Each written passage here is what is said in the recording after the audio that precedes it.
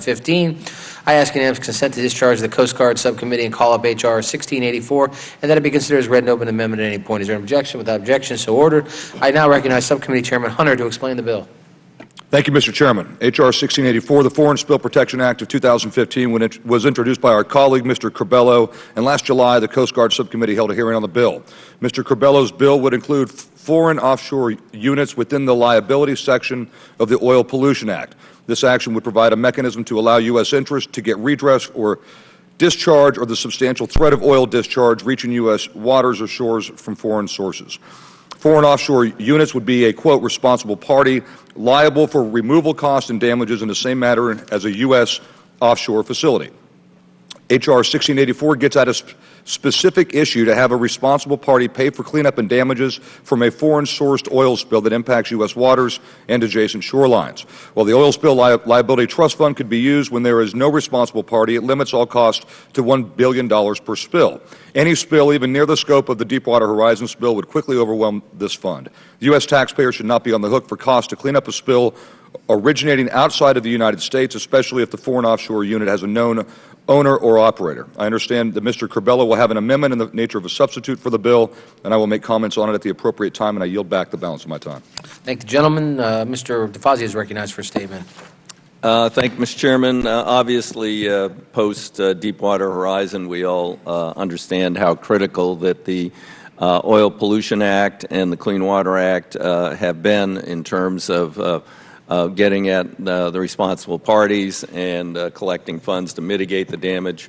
I'm not exactly certain what impacts this might or might not have on the OPA and the Clean Water Act, but we want to be certain that this new addition does not in any way impede the existing authorities.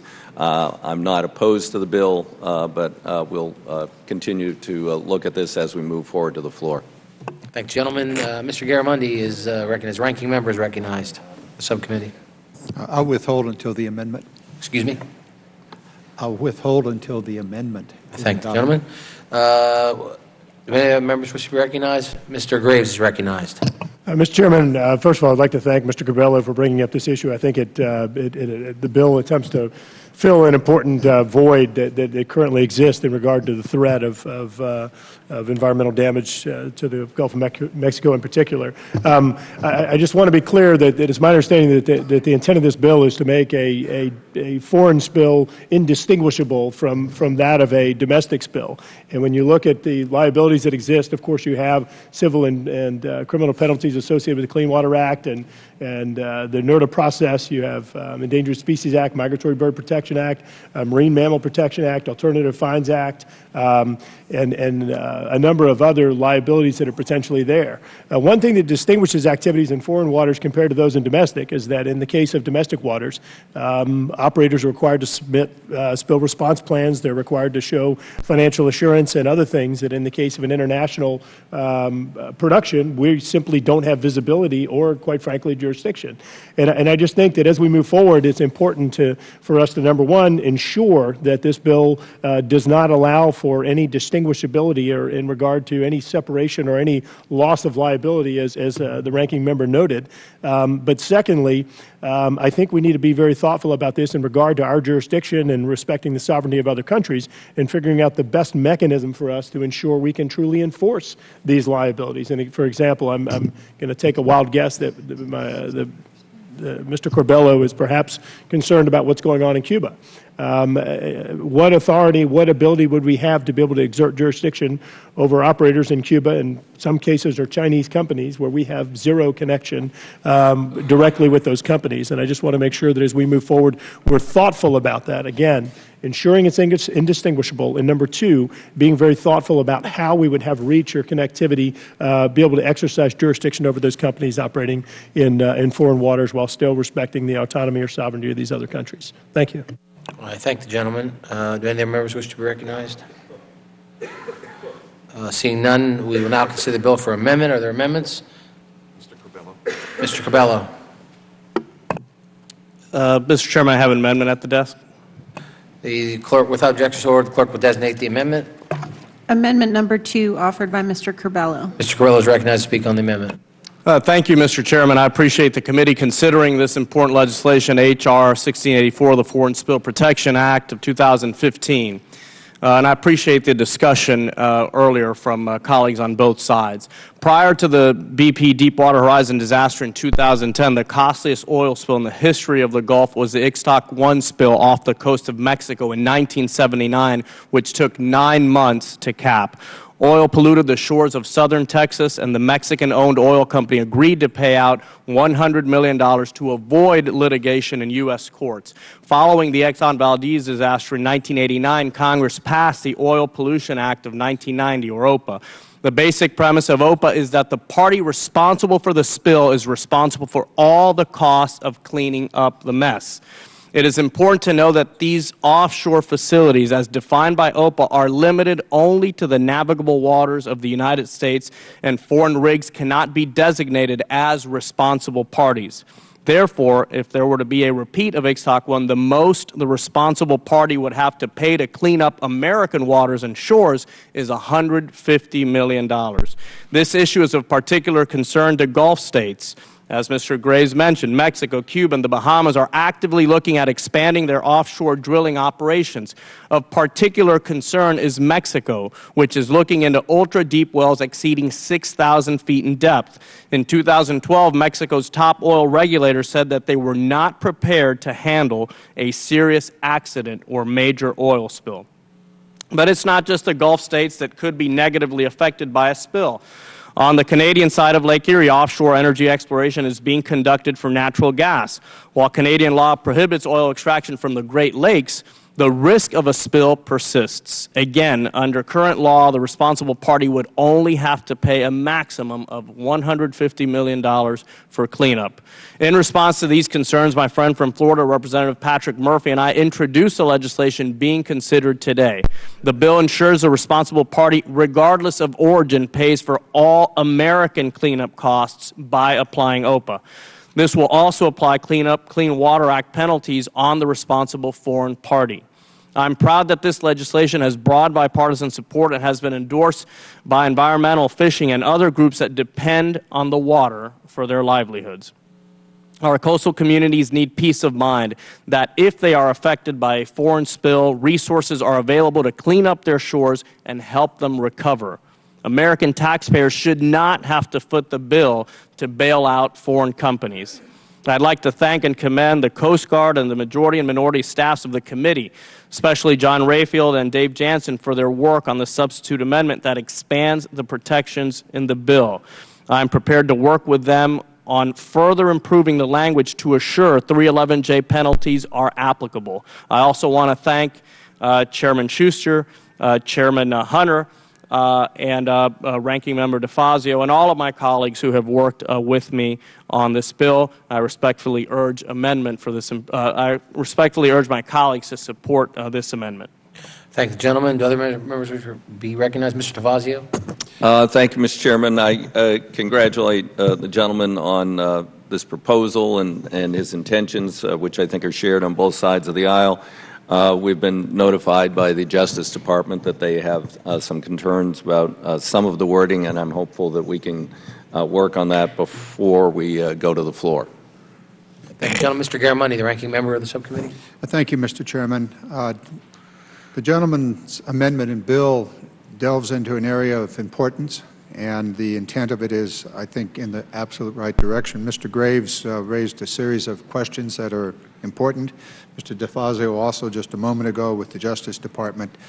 I'm comfortable that we would adopt this amendment this morning. It certainly begins to address and maybe completely addresses, but we don't know the answer to that yet.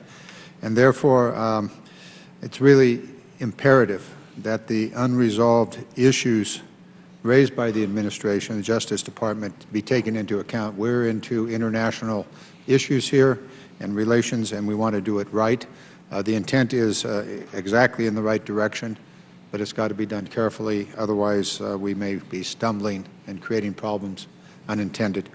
So let's work in good faith and see if we can make this bill address the problem that it intends to do without creating other issues. So with that, I will support the amendment and continue working to resolve any issues. Thank you. I thank the gentleman. Any other members wish to be heard? Mr. Chairman? Mr. Carbello? Yes, I just want to thank my colleagues on both sides. I understand their concerns. We will work with the Justice Department. We will work with both the majority side and the minority side to address these concerns. My point is that the status quo is unacceptable and dangerous for coastal communities, especially in the Gulf states and obviously the Great Lakes states. We want to make sure that if there's an oil spill in foreign waters that happens to affect U.S. waters, that American taxpayers, that American citizens are made whole. That is the goal, and I will work with my colleagues on both sides, with the administration, to make sure we get the wording right. Thank you, gentlemen. Any other members wish to be heard? Seeing none, is there amendment to the amendment?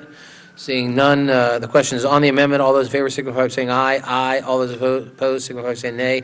The ayes have it. The amendment is agreed to. Are there any other amendments? I now recognize Chairman Hunter for a motion. I'm trying to find out where we are, Mr. Chairman. Maybe you just have to come over and talk to me. So we're here, or no? It's the next No, one. we skipped that. Just, that's what you're going to be talking about there, Mr. Chairman.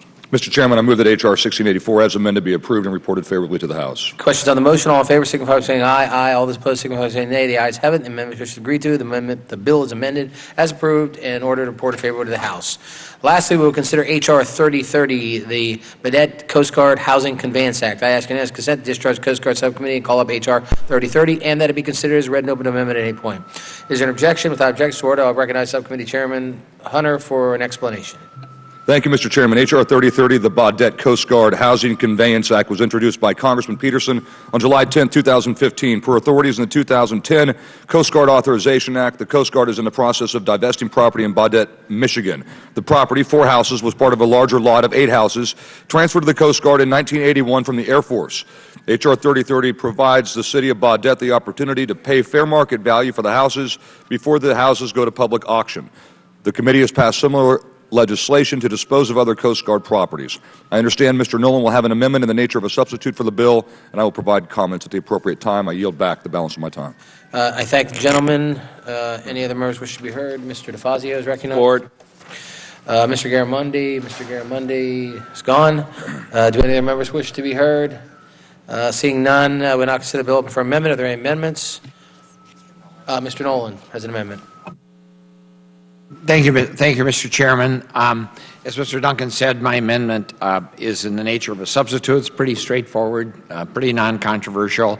Makes some minor technical conforming changes to make sure that the Baudette transfer is in keeping with conveyance rules and regulations of the Coast Guard, and ensures that the properties will be appropriately surveyed and appraised, that the Coast Guard will get fair market value, and that the revenue generated from that will be returned to the Coast Guard. So I want to express my appreciation to the Coast Guard Subcommittee Chairman Duncan Hunter and his staff, as well as Mr. Garamendi and his staffs, for their collaboration and cooperation in helping to facilitate a nonpartisan agreement on this amendment, and thank our colleague, Mr. Colin Peterson from Minnesota, also for introducing this important legislation, and I'm delighted that this committee is able to help facilitate him in that transfer. Thank you, Mr. Chairman.